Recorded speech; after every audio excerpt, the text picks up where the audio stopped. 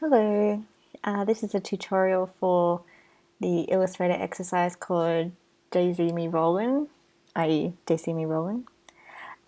Here's what your finished product will kind of look like depending on what you choose. So there's a couple of options or a million different options depending on what you would like it to look like. But here's a couple of examples of what you could create. So if you start in the Moodle, go into Illustrator tab and I'll show you where to find the file that we're going to use. So it's under Illustrator Exercises down to DCME Rollin, and then the JPEG is here. So if you click on that, it'll open a new tab. Then I'm going to right click, save image as, and I'm just going to pop it on my desktop. Or you can save it wherever you like in your documents or another folder.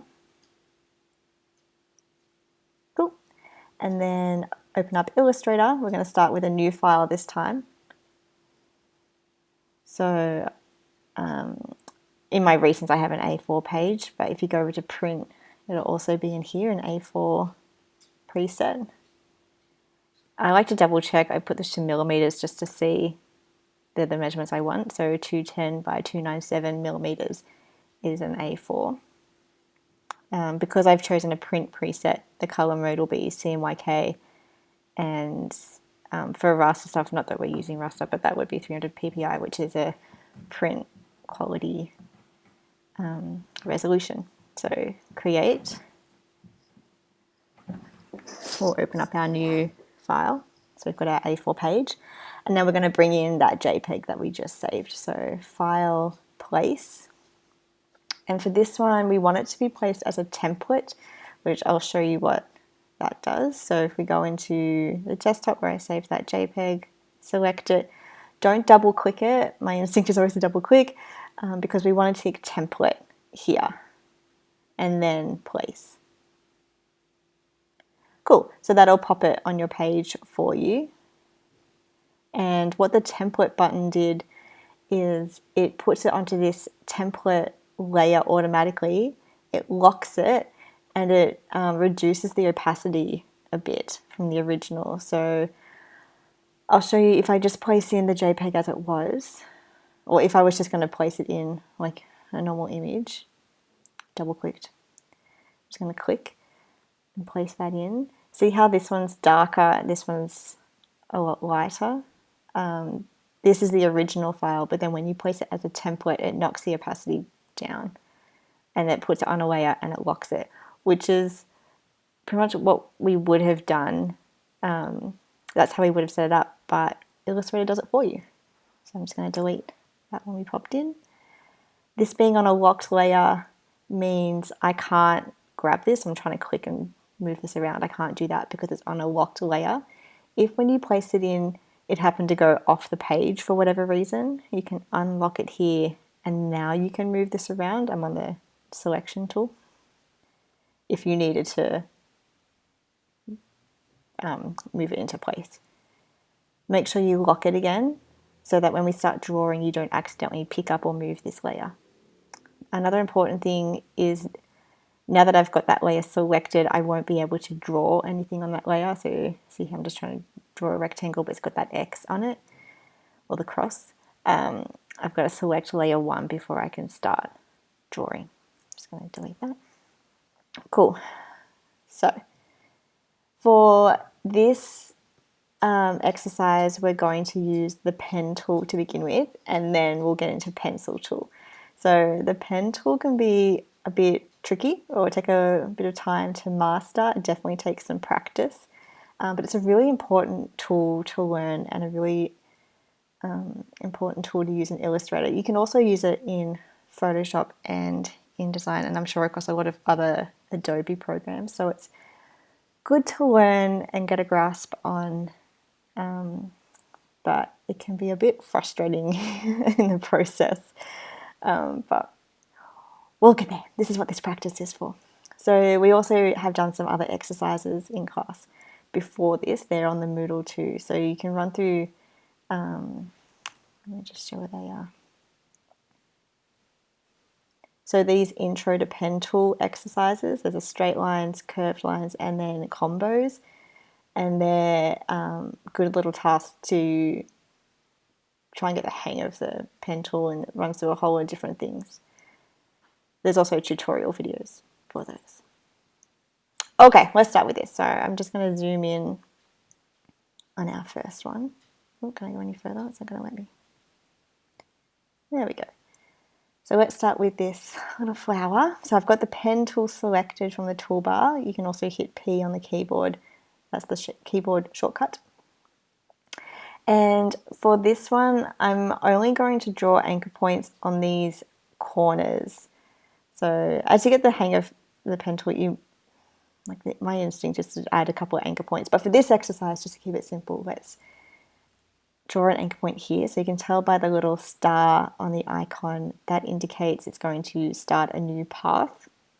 So I'm going to click and drag. I'm holding down the mouse, and that brings out these handles. So anytime you're drawing a curve with the pen tool, it'll bring these handles out. If you click and let go, you won't get the handles. So because we're doing a curve, we want to click and drag. So I'm dragging this out in the direction of the curve.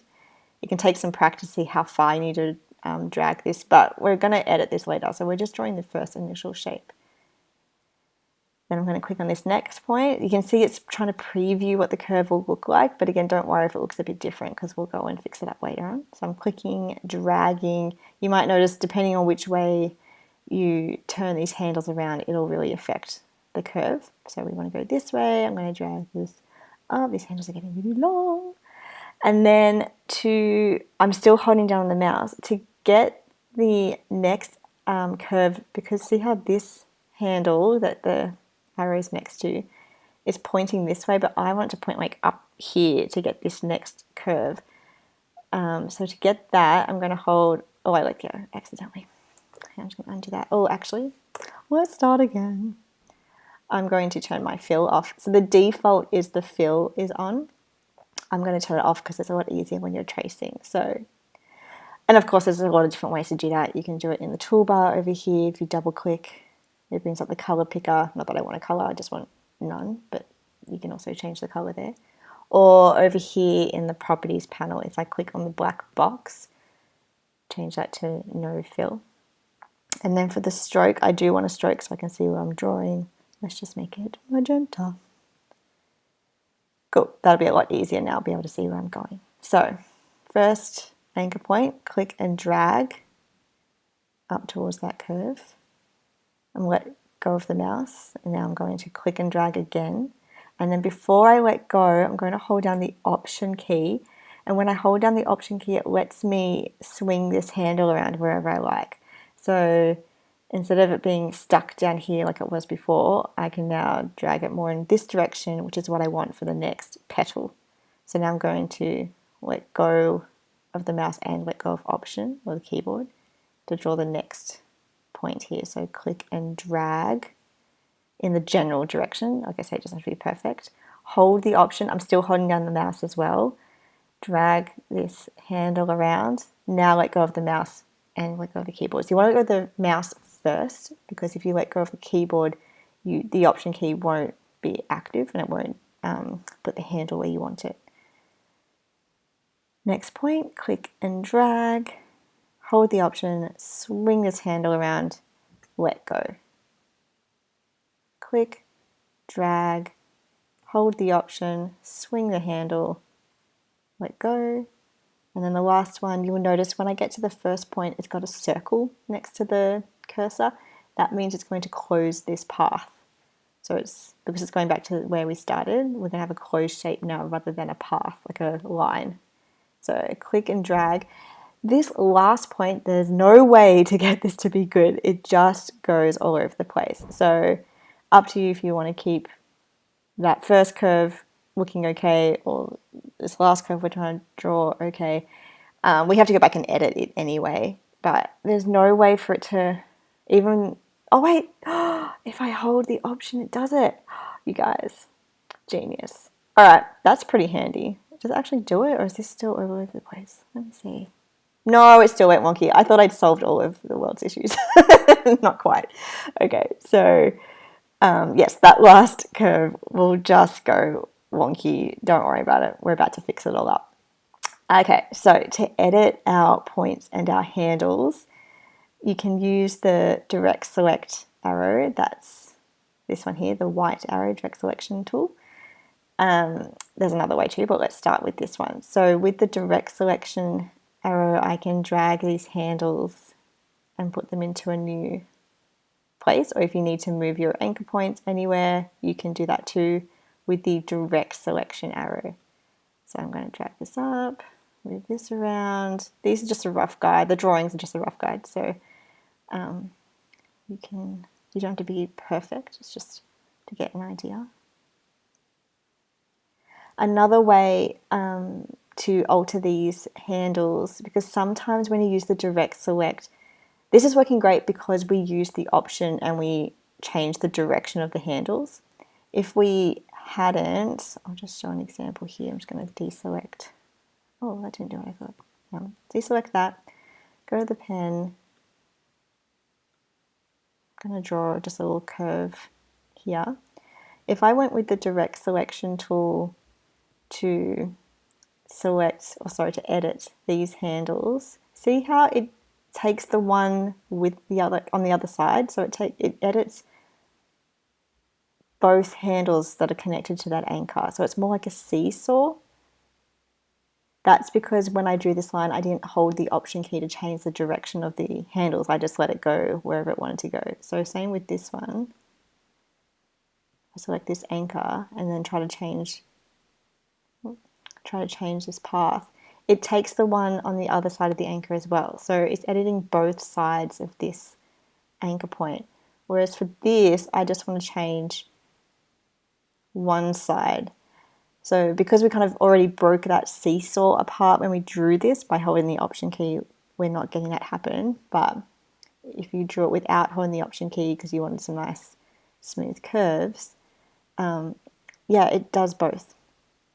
So in that case, we would use the anchor point tool. So to find the anchor point tool, I'm going to right click on the pen tool in the toolbar, and it's hiding under here. It's called the anchor point tool. And see, it's got a little arrow is its icon. So now when I grab this handle, or sorry, this one, because it's got one on the other side, it's only changing the handle on this side of the anchor, not both of them. So that's how you can edit it individually. I'm not exactly sure why they call this an anchor point tool. It's really a handle tool because if I click on the anchor, it takes the handles away. So now there's no curve handles connected to that anchor anymore. So if I click on here, see how now that'll be a straight line because neither of these anchors have a handle connected to them anymore. But also you can't, that's also how you get the handles back on there. But if I click and drag on this anchor, or I try to like move it around, it doesn't. It just draws handles or it takes handles away. So really it's a handle tool, not an anchor point tool. If anything, the direct selection tool is what you would use to change an anchor. Anyway, it's a little bit confusing, but just so you can see the difference. Okay, let's delete that line and get back to editing this one. So I'm using the direct select arrow, and then I'll use that was just to select it, and then I'll use the anchor point tool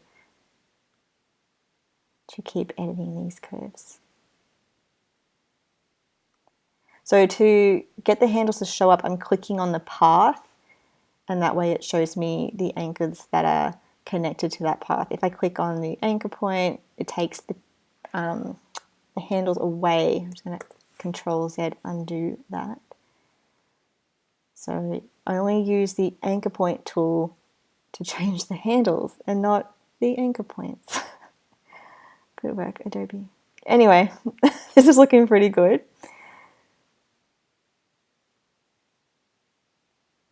Awesome. And then we can also draw, just going to get back to our pen tool.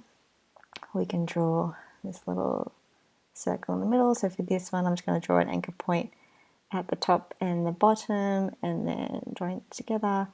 And this time I will use the direct selection arrow, I'm going to zoom in a bit, to edit this because I want this to be a nice curve. If I use the anchor point tool and then drag this up and then drag this handle, I'll get a bit of a point. Can you see? It goes a bit pointy on the anchor, whereas I want it to be more smooth or more of a curve. So in that case, I kind of do want those handles to act like a seesaw, like they were before. I'm just going to undo, go back to my direct selection, click on the anchor point, and then when I drag these handles, they both go together, which is nice for something like this where I don't want to end up with a weird curve. Oh, sorry, weird corner.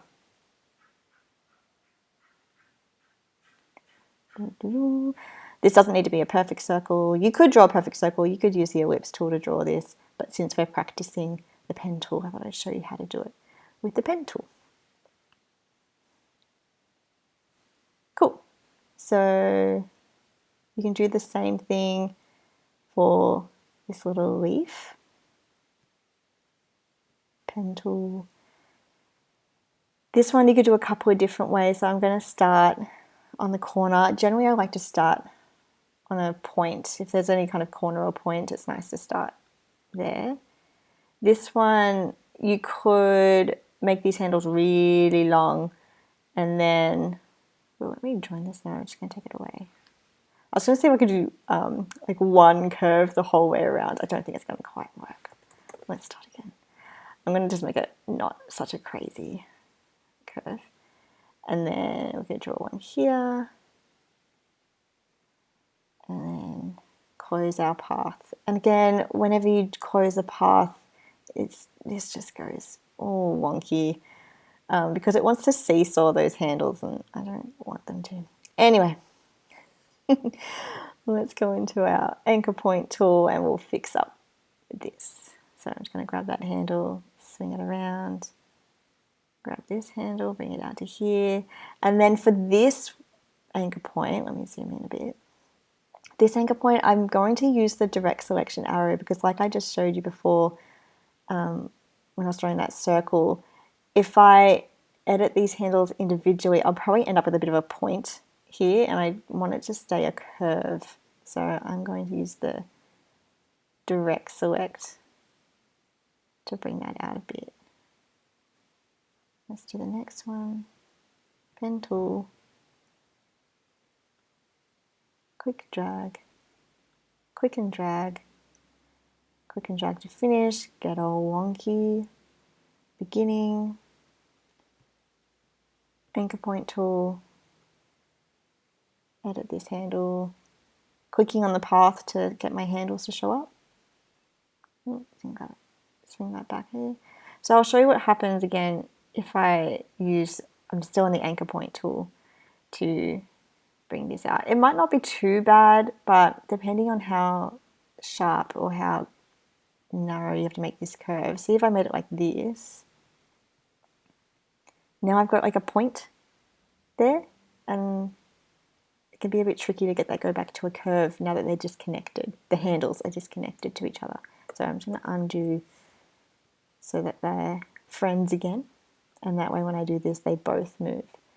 Another way to get around that kind of problem is, I'm just going to select the pen tool, is instead of making an anchor point here, right on the like peak of the arc, I guess, I'm going to start here, click and drag, and then put an anchor point here, click and drag a little bit, and here, rather than on like the end of the curve or the tip of the curve, I'm going to put them around the edge a bit and then close that off. Anchor point tool, swing that back. And that way, when I edit this, so again, when you click on it, it takes your handles away.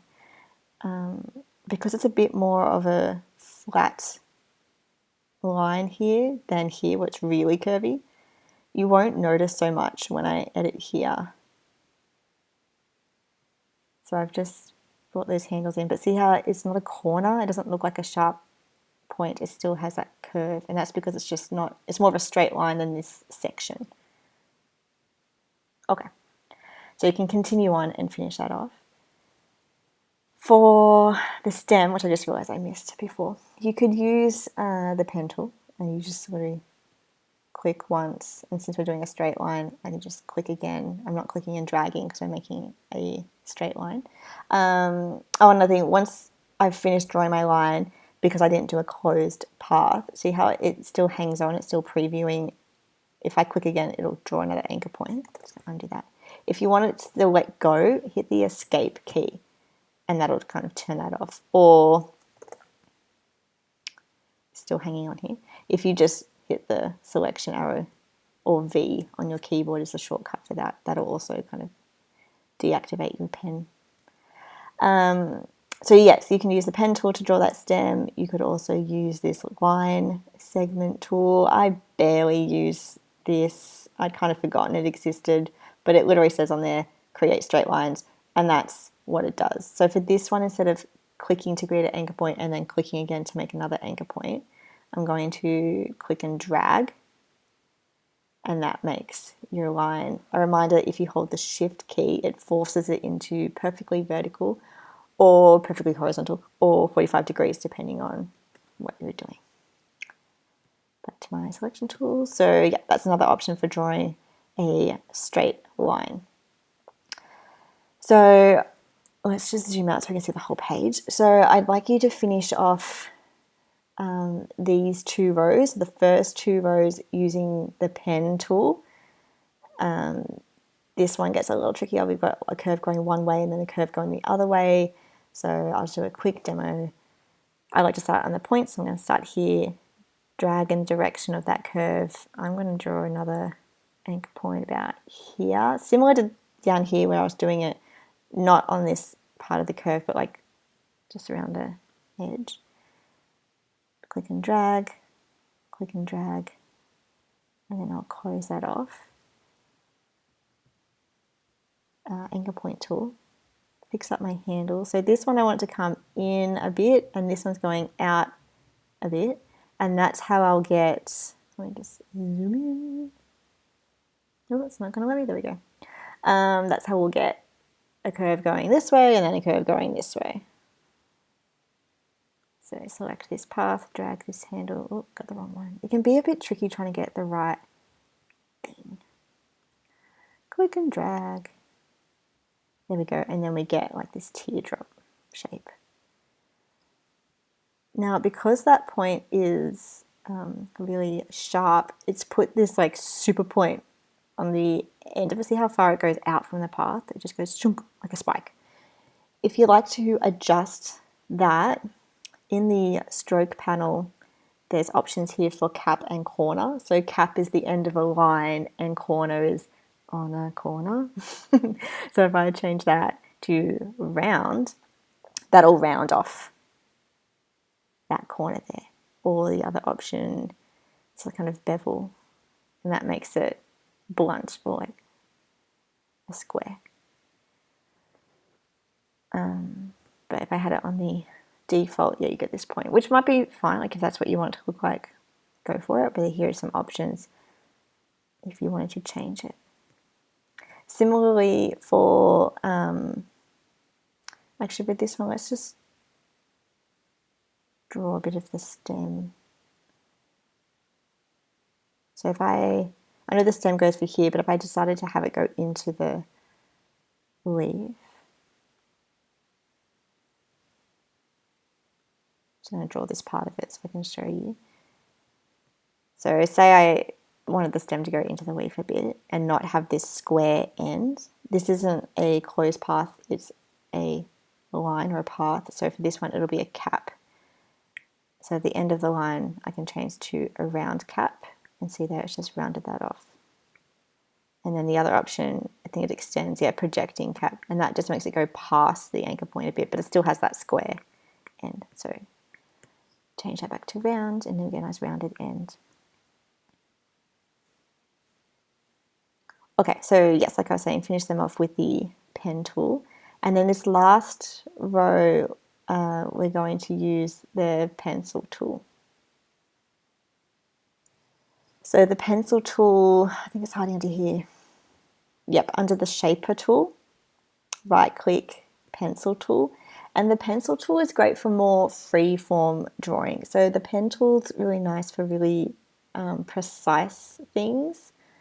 But the pencil tool is more like if you just wanted to freeform draw or trace something without making the anchor points and curves yourself. So I'll show you how that works and what that looks like. So we've got our pencil tool selected. The shortcut for that is N on the keyboard.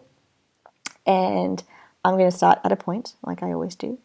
And if I trace, so I'm clicking and dragging, holding the mouse down, I'm tracing this curve. So it's exactly where where the mouse went is where it's going to draw a line. I've just noticed I've got this on a really smooth setting, which is a really good segue into showing you these options. So if I double click on the pencil tool in the toolbar, I must have just drawn it really well.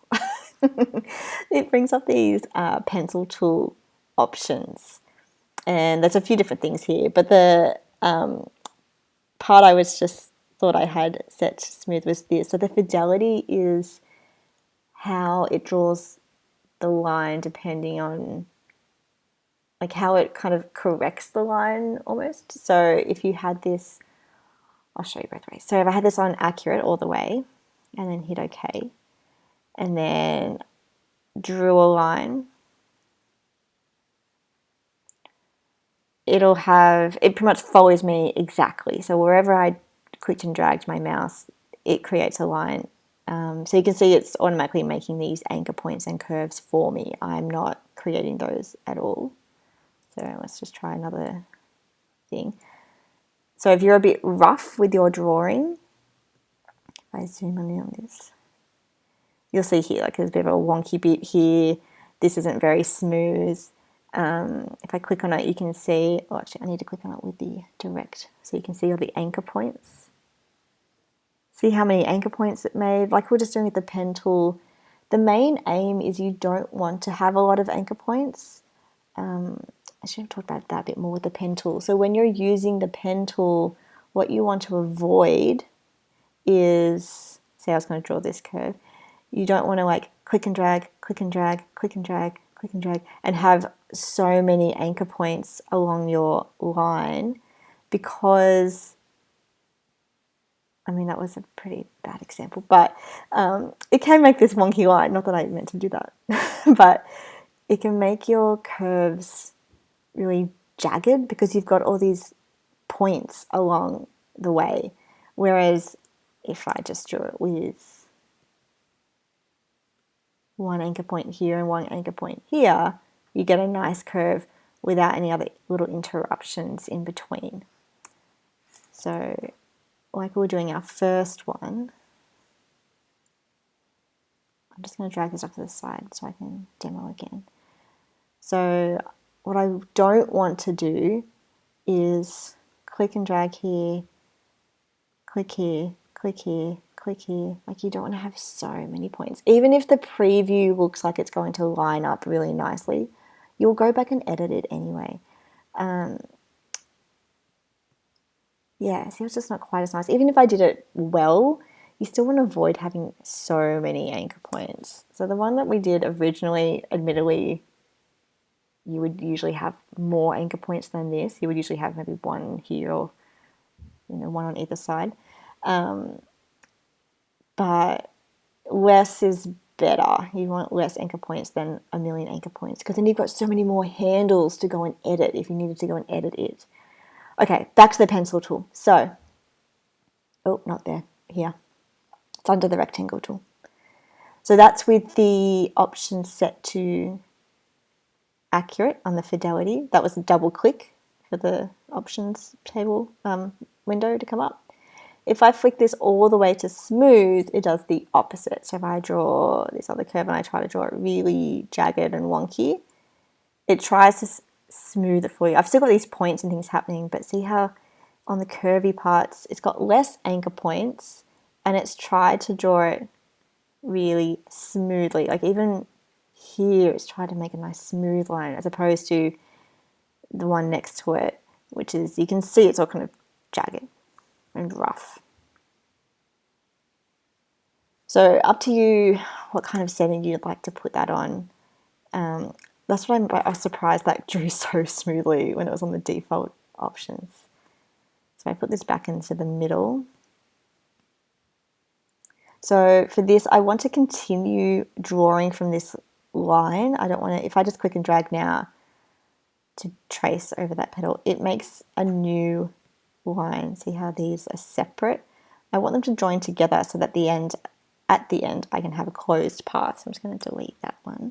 So to do that, I'm going to use either arrow just to select that line. And then when I choose the pencil tool, see how it's selected. And then when I roll over this anchor point, I get that diagonal line showing on the cursor. That indicates it's going to continue the path. So when I roll off, when I get the little star, that indicates a new path. But when I get close to this anchor point, it tries to pick it up. It tries to say, oh, did you want me to draw from this line? And yeah, I do. So I'm going to click and drag here. See how, that's more what I expected. It's got like these few little extra anchor points on here. Click and drag, tracing this curve. So that one was smooth. So for this, I tend to do one curve at a time. You could just, like I'm going to click and drag and then come back here and drag down this side, or trace down this side and then trace down here, and then let go of the mouse, and that'll keep drawing. But what I find for this, I want the ends of the petals to be a point, and sometimes when you're drawing in this way, kind of roughly tracing, you can end up with, oh, they drew points. Can I draw this badly? Come on, let's see. That's an exaggeration, but you can end up with this curvy end, and then you won't get that point. Like, it's really hard to get that point back again without doing a lot of editing with the handles and the things and moving stuff around, and it can get a bit more fiddly. Like, see how easy that was to make this completely wonky, and now I've got to like edit all these handles and all these anchor points. So I'm just going to undo. So I like to draw one side of the curve at a time. For this example, I think that works nicely. I am going to double click on my pencil tool and move my fidelity up to smooth before I keep going. I've got to show you something else in here too, but let's just finish this off first and then I'll show you. So select the path first because I want to continue it. Then I'm going to click on the pencil tool, get that diagonal line to come up so I know it's continuing the line. Drag, let go. Click and drag, let go. Click and drag, let go. And you can see that I was a bit rough, but because I've got the fidelity on smooth, it smooths it out for you. It's really nice.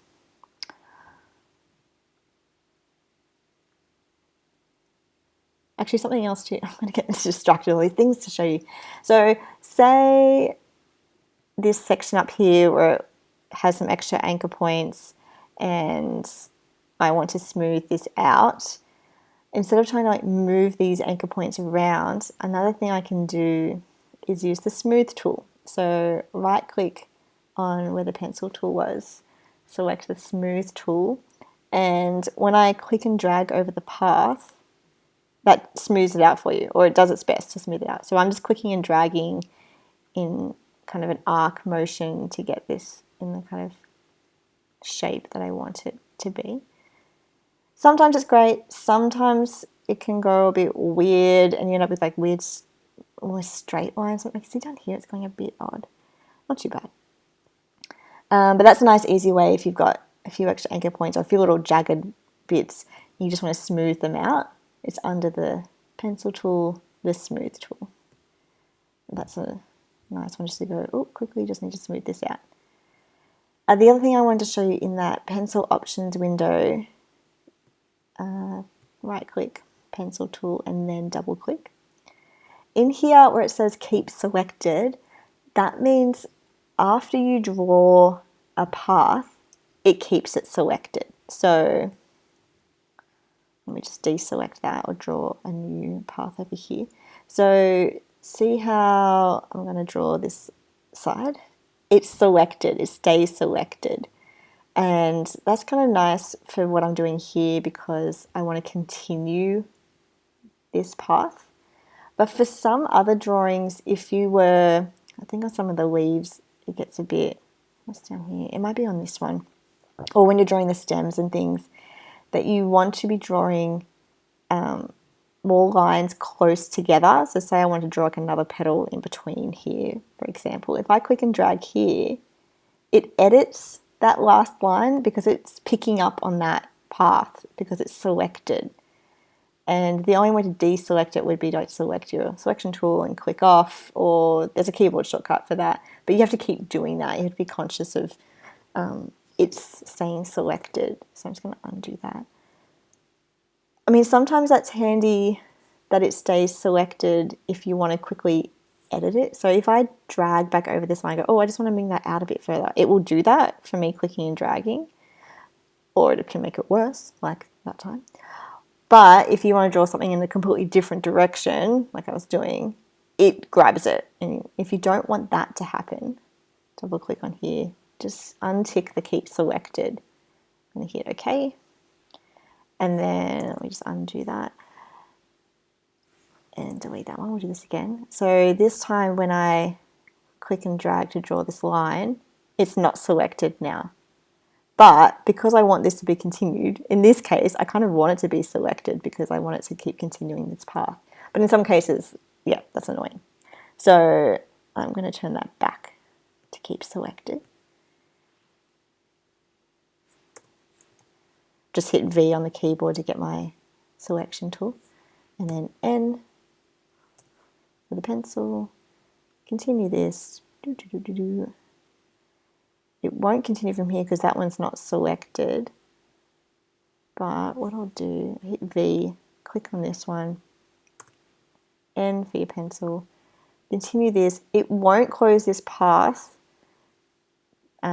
because it doesn't recognize it. But what you can do is use the direct select these two anchor points.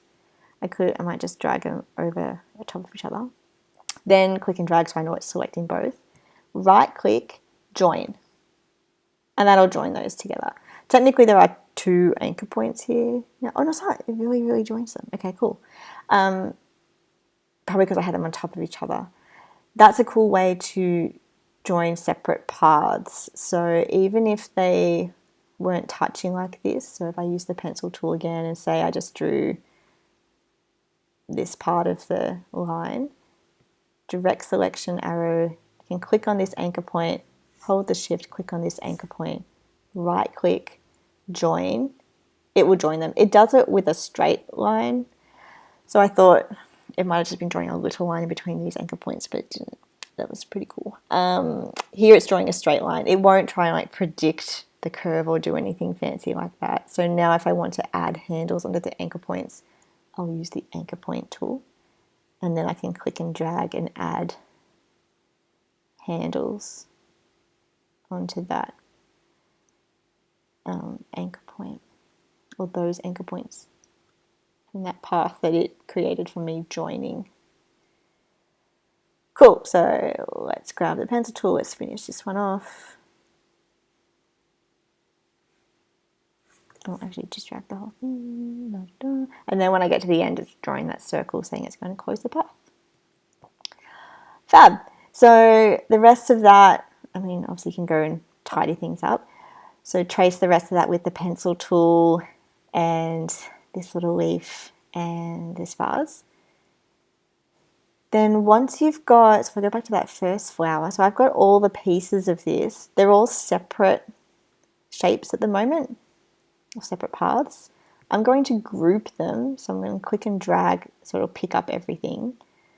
Right click, group, and that way when I pick up any of these paths, it grabs all of them because they're all grouped. If I wanted to go in and edit any part of that, say I'm like, oh, I just want to fix this circle a bit or move this line or change the color or something, if you double click on one of the paths, it'll break into the group. See here, this gray bar comes up, it's isolation mode. And now I can move anything within that group, or say I want to put a fill on this. I can do that. Maybe this one. Put a yellow fill. And that's because I'm in isolation mode. I can edit any parts of the group. To get out of that, I'm going to double click off to the side and it goes back to normal. So now these are grouped again and they'll go all together. If you decided you wanted them to be ungrouped rather than double clicking into the group, if you want to ungroup them, right click, ungroup. And that'll put them back into separate shapes again. That's also located under Object, Group, Ungroup. It's just not showing at the moment because I don't have anything selected. There we go, group. And that's also really helpful for when you start coloring things, especially like these parts of the leaves. So I'll just draw a bit more of this stem so you can get an idea. So I'm going to use the pen tool here. See how it's trying to continue the line, but I want to draw a separate line, so I'm going to hit the escape. Oh dear, escape key. And then click and drag for this next one. Escape, click and drag, just to get some more of these stems. I'm going to go back to my selection tool, and then say I had all these leaves drawn, or I can just show you on these three. I'm going to group these, right click group, or the keyboard shortcut is Command G, which if you ever wonder what the keyboard shortcuts are, they're in the menu. See this off to the side, the Command G, that's the keyboard shortcut. So I'm going to group these so I can add color to all of them at once. I'm going to go into my swatches panel for that.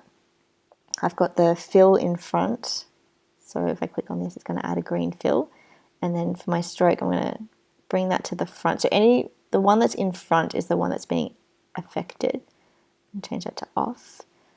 You can also do that over in your toolbar, or again over in your properties. If you click on it, it opens up swatch panel, or if you click on the little artist palette here, you can color pick or type in CMYK values, and that works the same for the stroke. And then for these parts, I'm going to click the stems, right click, group. So I'm going to select the stems and then group them. And then I'm going to change, there shouldn't be a fill on these. So for strokes, if you add a fill, see how it, sorry, for paths, it tries to do its best. It's just trying to like complete that shape. What it's doing is down here where the end of that line is trying to just fill in that curve. For this, I don't want it to have a fill, so I'm going to turn that back to off. I'm just going to change the stroke, and then let's make that darker green. So that's why it's nice having the stems grouped separately to the leaves, because the leaves are having a fill and the stem has a stroke, and also I've got them separate colors.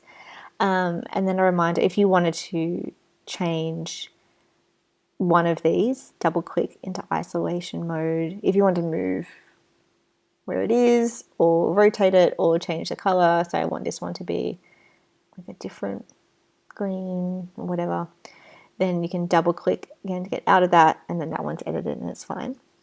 Once you've drawn the whole thing, I would select everything, right click, group them all together, so that when we make our arrangement, when you click and drag it, it'll bring everything all at once. Okay, so I'm not going to get too far with coloring because I'll work on that in the next part. So to make your arrangement, we're going to, oh, not the rectangle tool, I want the artboard tool. We're going to make a new artboard next to this. So click and drag off to the side here, the grey area, to make a new artboard. Doesn't have to be the exact size to start with, because we can type it in here. So in the top here, the W is for the width, so I'm going to make it 210. And the height's already 297, which is what I want for an A4. Just going back to the selection tool, go back to normal. And then over here, we're going to put some of these together into an arrangement. So I might just open up. Do we have it here? Let's just make one from scratch. I thought I might have one I prepared earlier, but I don't. Let's quickly draw a vase in that case, and then I can show you some different things for this arrangement. So I'm going to use the pen tool here, click and drag, click and drag, click and drag. Oops, forgot to drag. Click and drag. Now for this part, I want the next part of it to be a straight line, not a curve. So see when I scroll over the anchor point, it turns into, it has a little arrow on the cursor. That's kind of indicating an anchor point tool. Remember how the anchor point tool is that arrow? So if I click on it, it turns that handle off. So now when I go to here, there's no handle on that side of that anchor. Pretty nifty.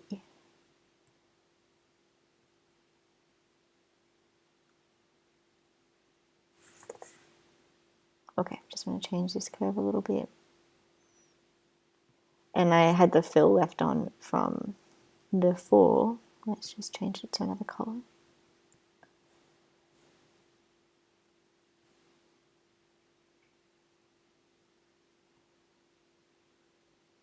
Okay, so I'm going to copy and paste, or you can click and drag and hold the Option key to duplicate my vase, my pot over to this side.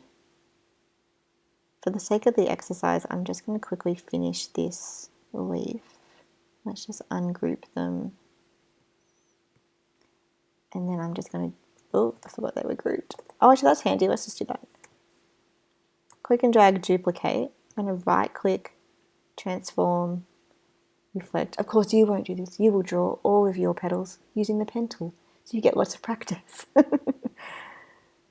I'm just going to do this quickly so I can show you the next part. So you don't have to pay too much attention to what I'm doing here because I'm just trying to get this roughly into something that resembles a leaf stem.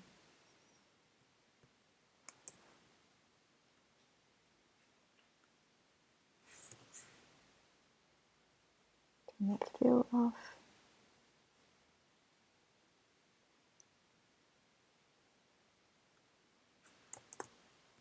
I just use the shortcut there to group it. Same thing, I'm going to hit Command G, group this all together. This flower grouped. Oops, accidentally went into isolation mode. No, it's not. Okay, let's group this. Awesome. So, I'm going to close that so it's out of the way. I'm going to do the same thing to get this flower over here. So I'm clicking and dragging, hold the Option key, then let go of the mouse, then let go of the keyboard. And this one too.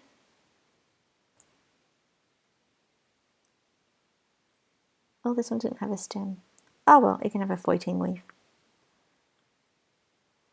Okay, so I'm just going to rotate these. So for that, I just dragged over or rolled over the corner until I get that double arrow, and that lets you rotate. I'm on the selection arrow. And then the flower too, I might just rotate that a little bit. And then you could have any combination. So once you've drawn all of these, you could have one of each. You could just use a couple, whatever you like.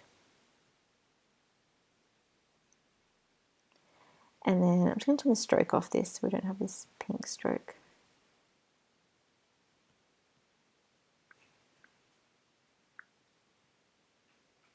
Might make that a bit fatter. So again, the size of your stroke you can alter here. Another thing I'll remind you about is arranging. So see how like the line or the stem is in front of the petals, and I want them to be behind the petals. So I'm going to double click this because it's grouped, so I'm getting into the group in isolation mode. Selecting the stem, right click, arrange, send to back, and that will put it behind. So if you find at any point when you draw something, say like this center part of the flower got behind the petals somehow, it depends on what order you drew things. So if I right click, arrange, send to back, you know, oh, where did that circle go? you can just select, in this case I'm going to select the petals, arrange center back to get that to come up. Of course now I've got my stem in the front again, so send that to the back, and then double click to get out of isolation mode. So that's another handy thing to remember. Same here, see like the vase is sitting behind this stem, so I might just bring the vase in front, bring to front, and that's the way you can reorder things. So I'm just going to duplicate this. That was holding the Option. I can scale it down. I'm holding the Shift here to keep it in proportion. If I don't hold the Shift, it can come out of proportion and look a bit strange. Up to you though, if you want it to be like that, you could change things around. I'm going to hold the Shift and keep the proportion. For this one, I'm going to reflect it, right click, transform, reflect, and that'll turn it around depending on the settings you have here. So I want it to be vertical. Drag that over here, bring a flower over. I'm going to click, drag, hold the Option, duplicate the flower. Let's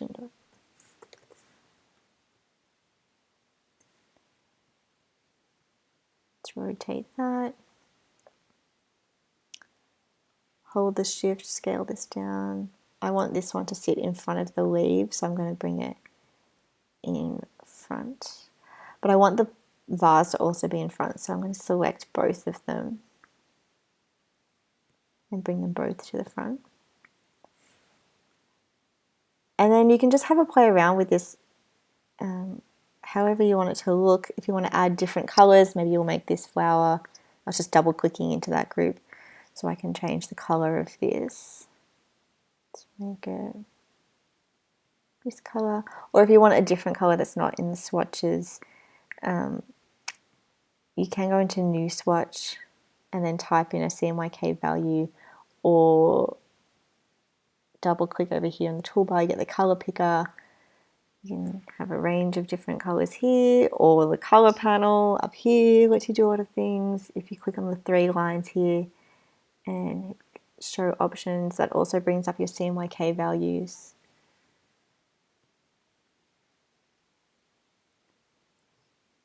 Cool, so we've got one little arrangement here. Another thing I wanted to show you with coloring is the gradient tool. So say for this one, I'm going to double click it, so I'm just selecting this one part of the group or one object. I'm going to fill this with a gradient, so I might want like the center part to be a bit lighter or darker or a different color or whatever. Over here, the rectangle that goes from dark to light and actually says gradient when you roll over it, that is the gradient panel. So I'm going to open that up. There is also a gradient tool, but I find it easier to start in the panel. So I'm going to just click on here. It'll apply the gradient as the fill because that's what I've got in front over here and also here. You can add it to the stroke too, but that's not what we're doing for this one. I want to be a radial gradient, so there's a couple of options here with the gradient. At the moment, the default is linear. I want to be radial, and that means it'll go from the center.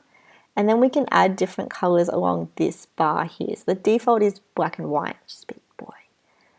So I'm going to open up my swatches panel. What I'll do, see how when I click on these, you can only see one at a time. There's a couple of different options here. So you could click and drag, bring this panel off, and then same with the gradient. Click and drag that panel off. I click the arrows there to bring that back in, and then move these over. So that's one way to do that. If I just reset. Another way is to click these little arrows up here, and that brings out all of these. I'm going to condense this one down so I don't run out of space.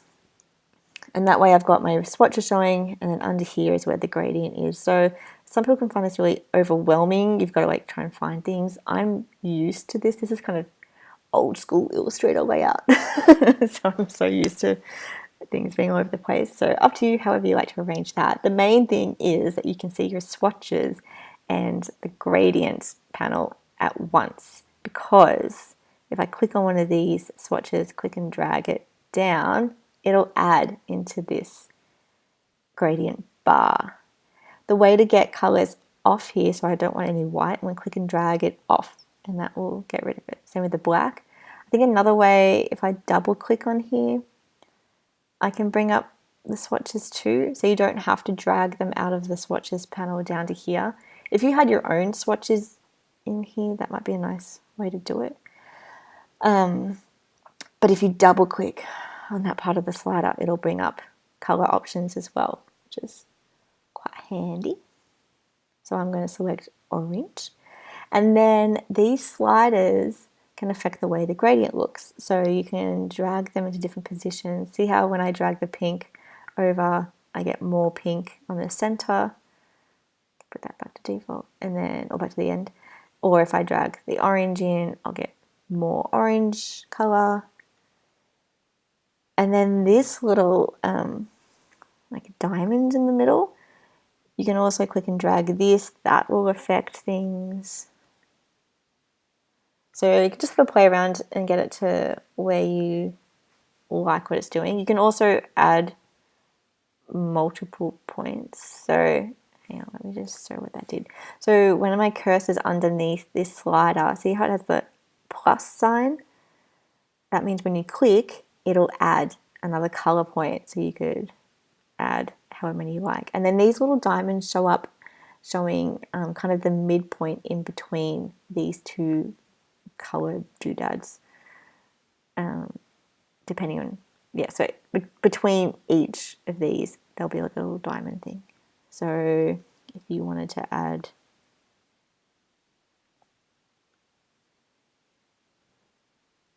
that, was tricky actually trying to get in the right spot. Maybe clicking dragging is not the way to go, guys. Double click and select. Yeah, do that. So whatever you want. You can see here with the radial, it's doing all kinds of things. If I had that on linear, that's what that looks like. So linear mostly like echoes what this looks like in your fill. And then radial goes from the center. I'm going to get this yellow out of here and just have, I'm going to stick with my two colors that I had. I'm going to swap them over though. Let's have orange on the inside and pink on the outside. There's also different things here that are pretty much just different settings. So this changes like the shape of the radius. It makes it more like an oval rather than a circle. This one, maybe that's more of a linear thing.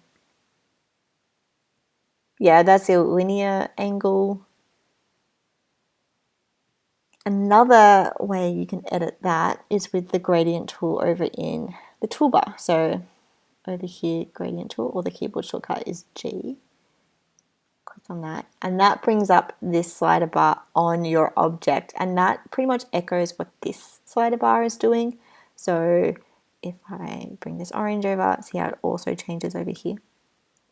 And that's a really nice way to edit it on the go, like literally on your object, so you can see, like apply it to suit. I'm going to change this back to radial. Over here, I want it on the radial. And then, actually no, I'll change it to linear so I can show you one more thing. You can also change the angle here. So if I just have my mouse and click and drag, see how it draws the slider? So if I do that again, click and drag, and that's drawing that slider for whatever angle I'm drawing at. If I roll over the end, I'm getting the right spot. It just showed up. There's also this rotate thing. There it is. Then you can move or rotate. When you get that circle, that's where you can move the angle of that. And then again, the sliders work the same as the sliders over here. So I'm going to change back to radial. Haven't played around with that. It's pretty fun. Gradients add a bit of interest. I'm just going to double click out of isolation mode. So now I've got a little gradient on my flower. You could do the same thing on the leaves. I'm going to double click, get into the group. Double click again just to select one. Say I wanted to make a green gradient. Oh, another thing I should mention. Let me just unselect or deselect. I've got, this is the gradient we just made with the flower. You can click and drag it into your swatches bar, and see now that's just added into my swatches panel. So that is kind of nice having the swatches panel there, so that when you make gradients, because say I wanted to put the same gradient on this flower, it's there ready to go. You can also name it. The default is just calling it new gradient swatch 1. If you double click, you could name it if you wanted to. And that's an easy way to keep it in your library to use later on. So let's add another little gradient to this leaf. So I'm going to chuck a green on here, get rid of the orange and the pink color. Click and drag. What's something we do it? Click and drag it off. Maybe I've got to have 2 as a minimum or something. Let's get another green in there. Yeah, it must do. It must have to have 2 on there. I'm gonna swap these around. And I'm also going to flick it to linear so I can have a left to right. Actually, let's make that the lighter green. Cool, and now you can see here I've got a gradient on the leaf. If I apply that to this one, so in here it's just showing you the last one it did. I'm going to put it into the swatches panel. Drag it down so I can see it. If you wanted to change the angle of this, I would use the gradient tool, so I could click and drag. So I can choose where to put that and the angle I want to put it at. Cool, so have a play around with that. You can add gradients, do all kinds of fun things. The other thing I want to show you quickly is blending modes. So I'm going to move all of this up a bit and then I'm going to duplicate it. Oh, no, I'm not. Now let's try it again. Okay, so this one I'm going to do more of like a stylized line version. And for that, I've got everything selected now, so I'm just going to add a stroke. I'll just point out, see how on the swatches panel here it's got question marks? That's because I've got multiple things selected that have different kind of fill and a different kind of stroke. So because they're all like different things, it just has question marks. If I selected 2 things that were the same, let's use direct selection arrow, then it shows the green, but because I was selecting things that were different, it comes up with question marks. Actually, I just did something automatically. I'll tell you about that. So instead of having to double click into the group to select like this leaf, you can also use the direct selection tool, and that will just select that one thing, not the whole group.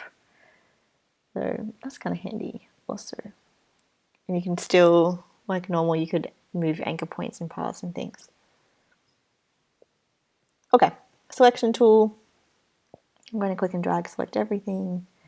I'm going to put a black stroke. Let's get our properties panel back. Minimize this one. I'm going to put a black stroke on and I'm going to have no fill. Hang on, I'm still on stroke. Black stroke, no fill. And at the moment, I can see through everything, which I don't really want to do. I just want to make it look like they're a black drawing. So I'm going to fill, if I just filled everything with white. Remember how when you try to put a fill on a stroke, it joins like the 2 ends. So here, this is looking a bit weird because this stroke part has the fill and I don't want a fill in that. So you could go through and just fix that up. So either fill everything with white and then go and edit parts, or you could just go through and select the parts you wanted with a white fill. I'm here now, so I'm just going to turn the fill off the parts I don't want. Oops, there we go. Double click to get out of isolation mode. Okay, so now we've got like this black and white line looking thing, and I'm going to add some like abstract color. So I'm going to use the pencil tool. What I'm actually going to do, because I don't want to accidentally pick up any of this or draw, like redraw any of this, I want the outline to stay exactly as it is. I'm going to make a new layer. So the layers panel here, this little plus says create new layer, will make a new layer. And that way I can lock this layer, which is what I've just been drawing on, and then I can add color on this layer without affecting my drawing here. So I've got layer 3 selected. I could rename these. If you double click, you can rename it. I could call it color blob. And then this part I could call drawing. That's just by double clicking. Oh, so if you, actually I think it might have been like a 2. Oh no, it was double click. If you double click off to the side here, it brings up layer options. You can also rename it there, and there's some other options for that. Okay, so we're going to add blobby colors. So I'm going to click on my color blob layer, and then I'm going to just roughly draw this flower shape, for example. I don't want to have a black stroke. I'm going to turn that off. I'm going to turn the fill to pink. And to begin with, I'm just going to draw some more blobby things. So let's say I'll draw over this area for the leaves. Make that. I had the stroke in front. I want to have the fill in front so I can change the fill. And then maybe the same thing for this.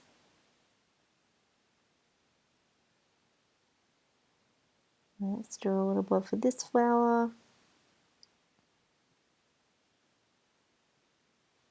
And then the pot. So I'm being really rough. I'm not being exact at all. As always, you could go and edit it later if you wanted, but I kind of want this blobby look. So obviously now it's covering everything. What I'm going to do is select all those color blobs and then go into transparency, if I can find it. Is it in the properties panel? It's not. Let's go into window, scroll down to transparency. Cool, that brings up our transparency window. I was hiding here, so it's, just turn that off. There it is. These 2 little circles on the side, that's your transparency panel.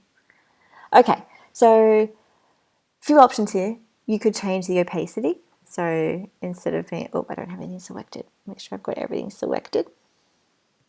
If I click on this arrow, it brings out this slider, and then I can slide the opacity up and down.